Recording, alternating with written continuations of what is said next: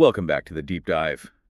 Today, we are going to tune into a very specific frequency, the high tide, low worry philosophy of the surfing life. Yeah, and our source material isn't, some dry academic paper. No, not at all. It's basically a cultural primary document, Yeah.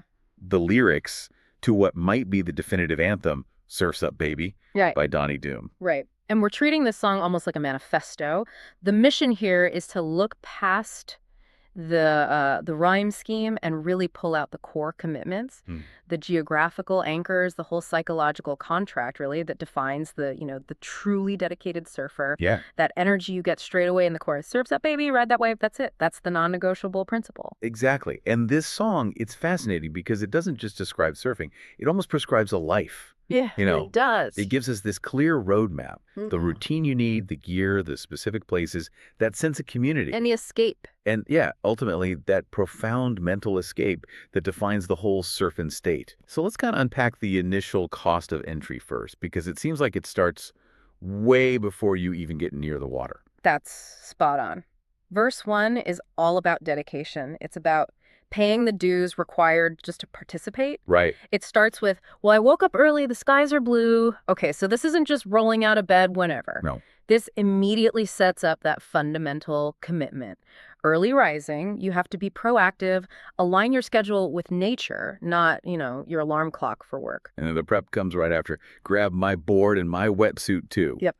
It highlights that this isn't some minimalist thing. There's specific gear, probably expensive gear, For sure. that kind of marks you as belonging to this specific tribe. It does. But for me, the line that really paints the picture in this setup part is about the journey. Cruising down PCH, feeling the rhyme. Oh, that line does so much heavy lifting. PCH, the Pacific Coast Highway. It's more than just a road, Definitely feels like it. Culturally, it's like this crucial liminal space. It's a geographical and a psychological transition zone. Ah, interesting. Like leaving the regular world behind. Exactly. It's Yeah. where you shed the modern stuff, the traffic jams, the emails, the deadlines before you even hit the coast. That act of cruising down PCH, that is the beginning of the surfing state, way before your feet touch the sand. So the drive itself is like part of the ritual. Totally. And this commitment to ritual, it gets cemented by the goal, right? Gotta catch that tide right on time. Yes. That sounds like you've got an appointment with the ocean. It is. It's not just leisure time whenever you feel like it. It's about synchronizing your whole existence with this force that's, well, much bigger than you are. That alignment feels key. It's the key distinction. The early start, the specific gear, the dedicated route, all these details, they outline a routine that's just not negotiable. Huh. The freedom you find in surfing is kind of paradoxical, isn't it? It requires this intense discipline before you get that moment of release. Yeah, that's a really good point. You can't just decide to feel free. You have to, like, earn it by aligning with these forces. You have to earn it. Okay. But that raises a question for me, though. If the ultimate goal is this, like, mental freedom, escaping structure, why does the song put so much emphasis on following a structure? Yeah. Waking up early, the route, the timing? Doesn't that kind of counteract the freedom? But that tension, that's where the philosophy really lives. The routine is the prerequisite for the release. Okay. The payoff has to be worth the commitment, right? And that's probably why the song throws us straight into the energy of the chorus right after. That's where the philosophical reward comes in. Right, the shifts. We shift immediately from that kind of mundane necessity to the core action. Golden sun and the ocean's brave. And the instruction. Mhm. Don't you hesitate. Exactly. It sets the stage for this moment of, intense, adventurous action. And this is where some of that specific surfer language pops up, but it feels like it's doing double duty, like there's a metaphor too. Hang 10. We know that's the classic move, right? Yeah. All 10 toes right over the nose of the board. Takes incredible balance, control. Yeah, hang 10 is the ultimate visual shorthand for mastery, for flow. Okay. It implies this absolute trust in your board, in the wave, in your own skill.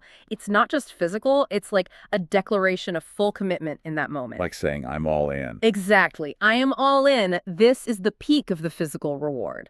But the real philosophical punchline, the bit that kind of defines the whole mindset, seems to be at the end of the chorus. We're living for the break in a surfing state. Yes. If you think about that in terms of like bigger life goals, Living for the break fundamentally reorders your priorities. How so? It means that the psychological fulfillment you get from that single, maybe perfect moment on the wave, that becomes the central organizing principle of your whole existence. Oh, wow. That one moment justifies every single early alarm, every gallon of gas driving down PCH, every expensive piece of gear. Surfing stops being just a hobby. It becomes. It becomes the ultimate life reset, the thing you exist to experience again and again. Okay, so if that moment on the water is the big payoff, the singular reward, how does that experience fit into the wider culture? Because verse 2 seems to move away from just the individual struggle against the clock. It brings in the community, the scene. Right, and you see this deliberate attempt to create a specific atmosphere, almost hearkening back to a particular cultural moment. Like with the music. Yeah, Beach Boys blasted on the radio. That's the immediate soundtrack cue. And it's more than just background music, right? It invokes that whole mid-century California dream sun, youth, easy living. Even if the reality of surfing is probably a lot tougher sometimes. Oh, for sure. Much tougher. Then you get the setting reinforced. Girls on the beach with tans that glow. It completes that idealized picture. Right, the classic image. Right. But importantly, the actual surfing, the pursuit itself, it's not solitary here. My crew's already out past the reef. And that detail is vital. Because even though riding the wave itself is a one-person act, the kind of surfing they're talking about here out past the reef that suggests deeper water, maybe bigger waves, Requires backup.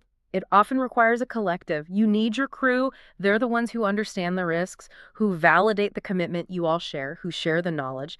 It shifts the experience from just you against the ocean to a shared cultural thing. And the lyrics describe how intense that shared pursuit is in a kind of surprising way. They're chasing waves like a thief. Yeah. Why like a thief? Why that language of like urgency and theft if the end goal is supposed to be relaxation? That language, I think, speaks directly to how fleeting the perfect wave is, how ephemeral. Wow. The perfect swell is unpredictable. Waves come and go fast, so you have to be opportunistic, quick, maybe even a bit aggressive sometimes to catch that perfect break before someone else does. Or before it just disappears. Or before nature just reclaims it. It reflects that, yeah, there's a high level of almost competitive energy simmering under the laid-back surface. You're constantly hunting, constantly urgent. That contrast is interesting.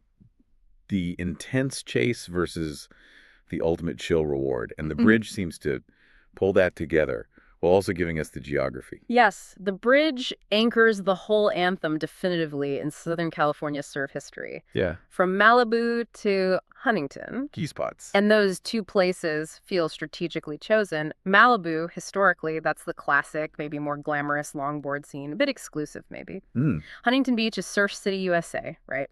Known for being more high energy, competitive, maybe more democratic surfing. Big contests. So the song is basically saying this commitment, this philosophy, it covers the whole spectrum of the California surf world. Yeah, from the kind of legendary point breaks to the big crowded beach breaks, it's all part of this surfing state. Got it. And despite all that urgency we talked about and the geographical spread, the bridge delivers that final philosophical takeaway.